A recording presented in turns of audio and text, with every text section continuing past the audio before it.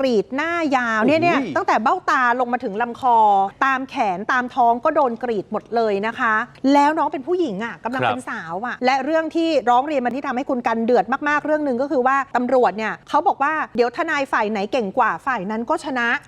ก่อนหน้านี้เนี่ยน้องวัย16 ปีคนนี้ทะเลาะกับเพื่อน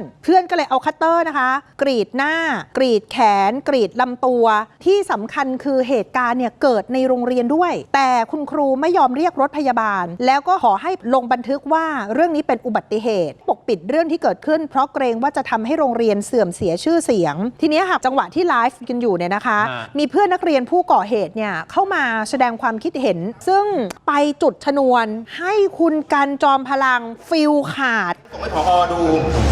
นะไอ้พวกที่ไอ้ซ้ำเติมทั้งหลายไอ้พวกนักผสมโรงเนี่ยมึงหยุดอยู่เฉยๆไม่ใช่ว่ามึงเนี่ยโอ้โหมาเก่งมึงเข้าใจไอ้น้องที่เขามีแผลอยู่ที่หน้ามึงดิเขารู้สึกยังไง